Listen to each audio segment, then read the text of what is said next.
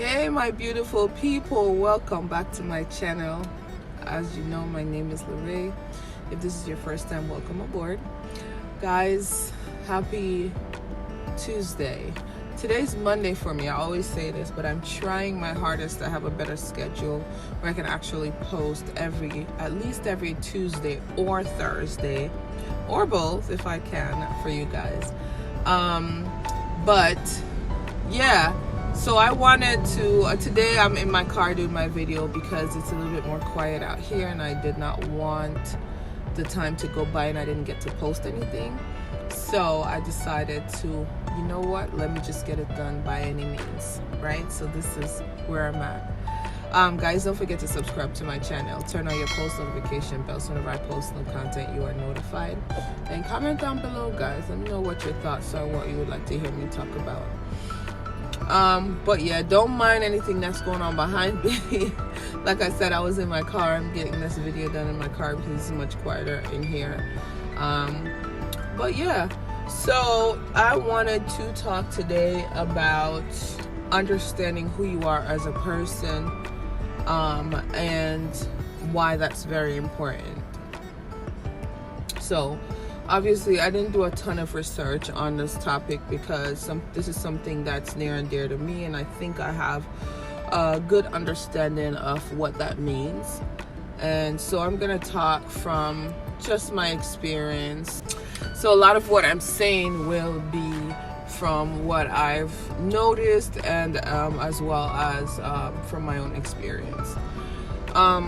So let me start off by saying understanding who you are as a person is very, very important, and it's not something that develops in one night. It's not something that you'll know who you are just tomorrow, because I think we go through different stages in life, and going through different stages in life means that you grow. So who you are when you were 12, you're not the same person when you are 18, and then you change when you're in your 20s and when you're 30s, and so on and so forth.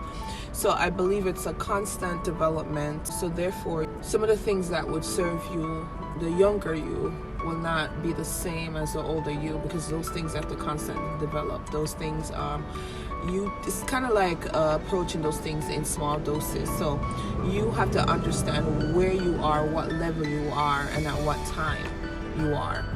And that will help you to understand, or better understand, who you are as a person in each stage.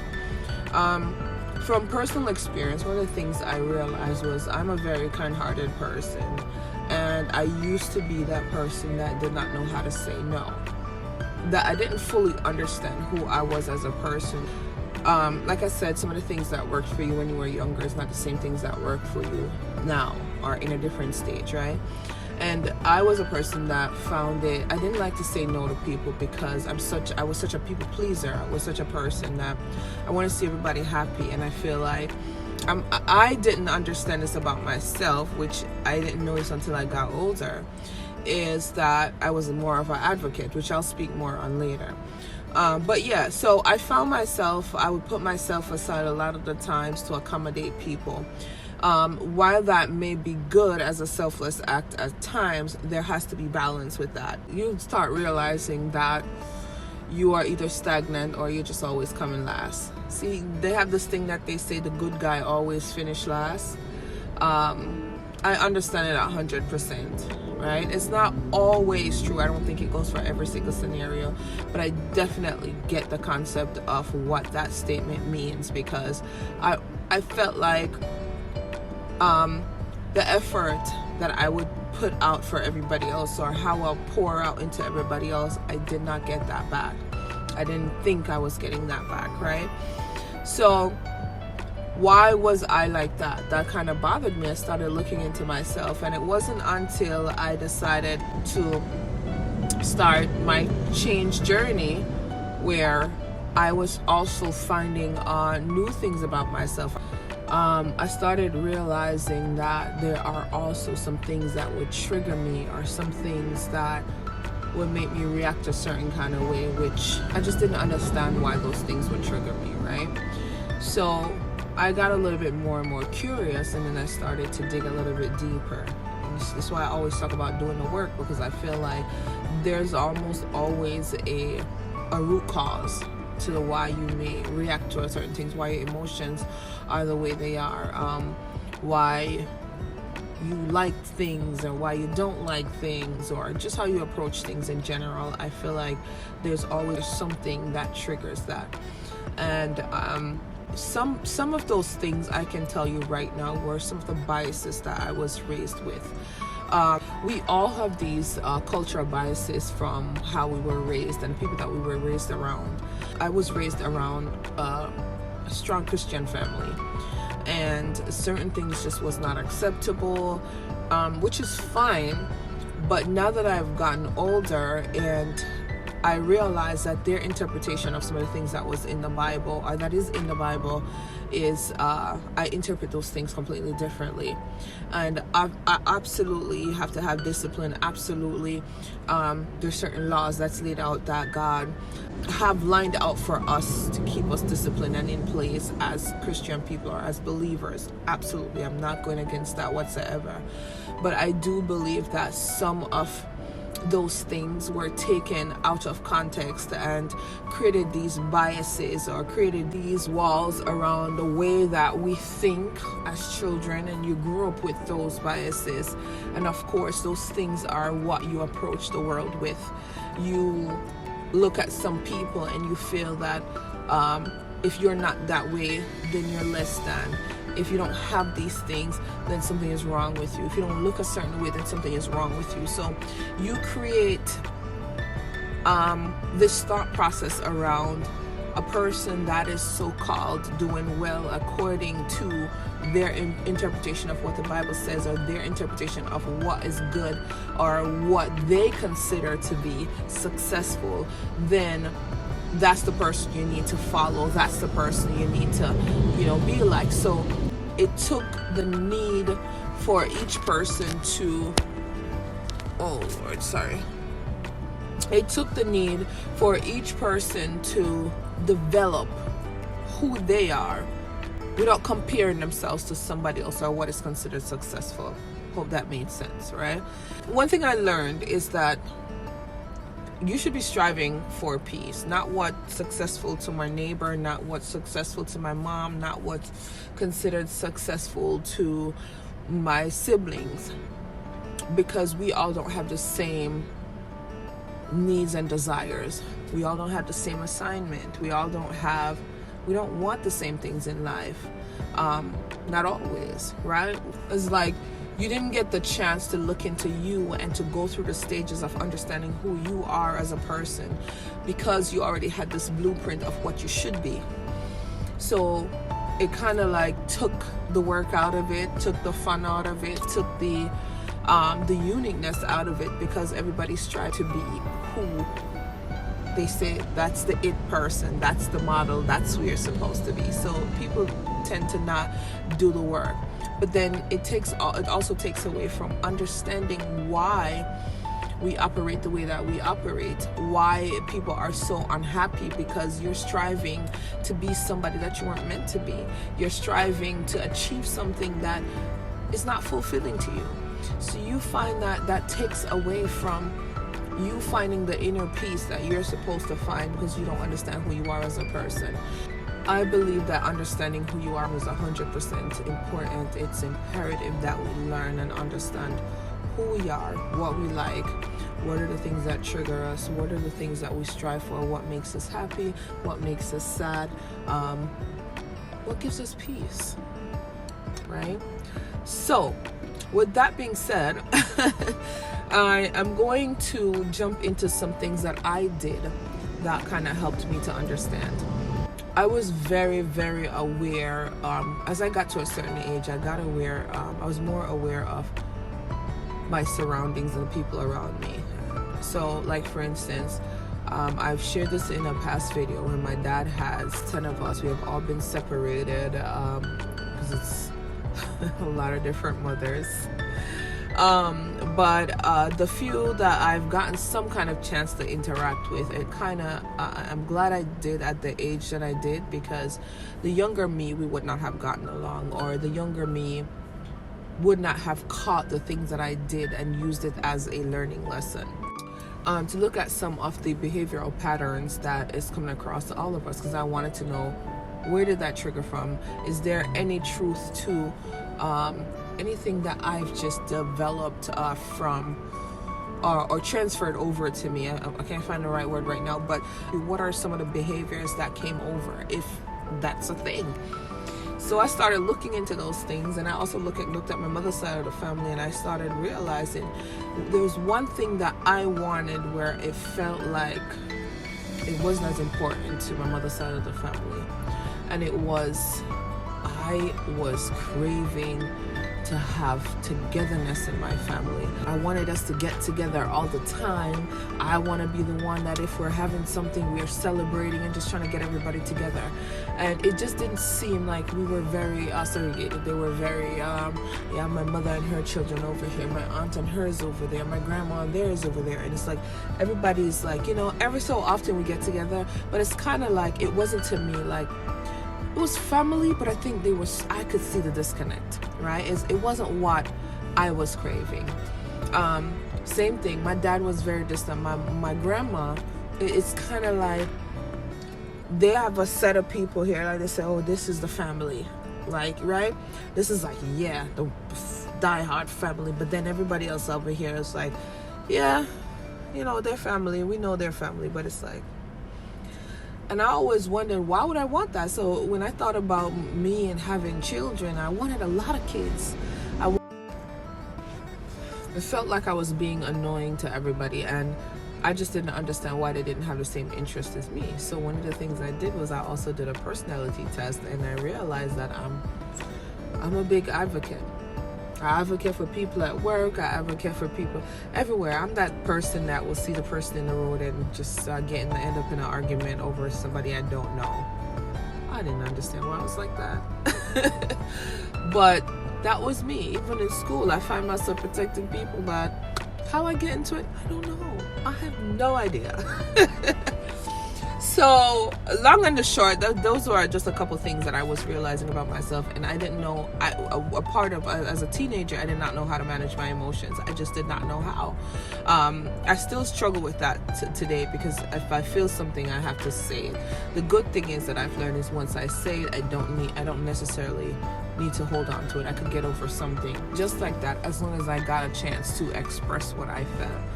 I'm learning now that sometimes even expressing how you feel, sometimes it's not received in the way that you would like it to.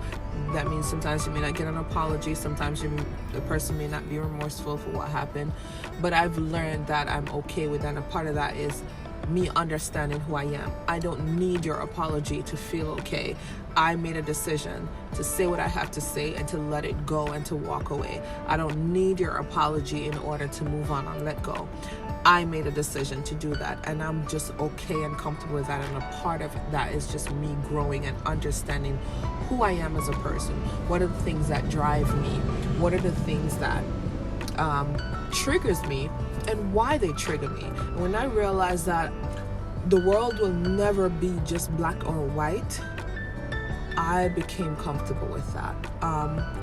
I was okay. I found my place. It's kind of like, this is my little spot, and I'm okay. I don't want to be anybody else. I don't want to, I'm not striving for everybody to love me or like me, because those things are unachievable, right? And a part of that is understanding me and loving me and caring for me and doctoring the parts of me that needs nurturing, right?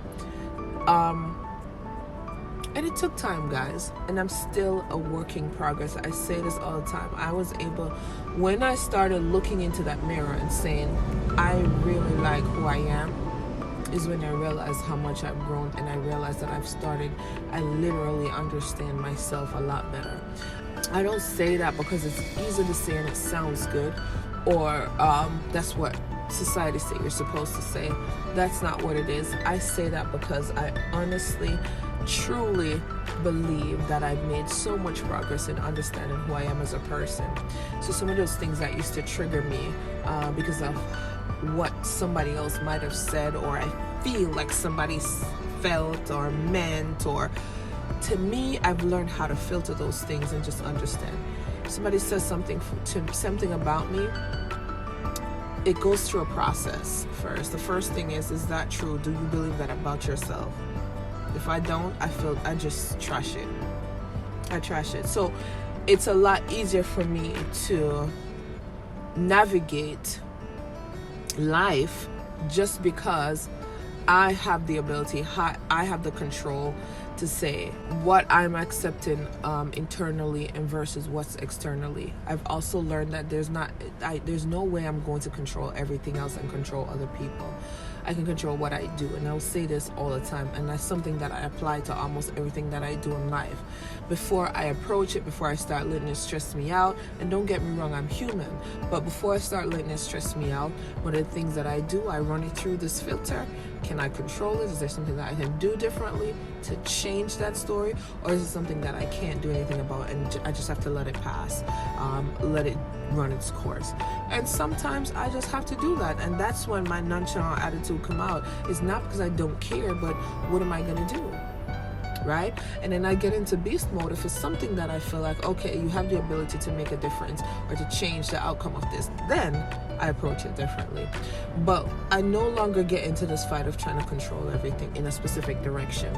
I say all of this, but I will say the most important thing, if you guys don't get anything from this video, I'm going to say this. The one thing that made me get to this place is my relationship with God. I'm going to say this again. I could not have done this or developed to this person without the relationship that I have with God. I had to leverage his strength a lot of the times, or all the time actually, because otherwise this world will take you, throw you, pull you, dash you, pick you up back, fling you, twist you around again, and leave you still left confused. I am just walking in truth and in faith and trusting that God has my back. The things that I don't have clarity around, which would be what I consider I have no control over, I kneel down and I pray and I ask God to give me some guidance, some directive, or take it and I let it go. Let it be and do what it has to do. That does not mean that it's always going to be the perfect outcome. Sometimes you get hit. Sometimes you're going to go through things, and that's okay. Right? And you have to be okay with that. While you're going through it, it's not easy. It doesn't feel like it's going to end. But you have to be able to see the light at the end of the tunnel. The other piece to that is he keeps me honest. The Holy Spirit keeps me honest in conviction, because that's what I pray for. I pray for better understanding and wisdom of who I am as a person, what my assignments are. I pray that if I'm doing something and I realize it doesn't feel like I'm not getting the fulfillment that I expected to get or that I would love to get, that's something for me to go to God in prayer about and ask for clarity, right? It's never gonna be a black and white thing. It's no book that anybody can write and say, oh, this is how you understand who you are. It just doesn't work like that. I feel like a personal relationship with God is what will help to reveal who you are as a person, what your assignment is on earth, what your purpose is, and that's what will help you to navigate through life. And that's how you will eventually find peace. Because that's how you know who you are, my dear. When you know that when you really and truly understand who you are, it's a sense of peace that surrounds that understanding, right? No person can tell you who you are, no matter how bad people come at you, no matter what's taken away from you, no matter what's given to you, that does not change who you are as a person and who you were called to be. It did not come together until I turned to God and decided, Father God, I need your help to help me to learn more about myself. So guys, sorry about that. My camera actually died. But yeah, that's all I have. Thank you so much for watching. Don't forget to subscribe to my channel. See you next time.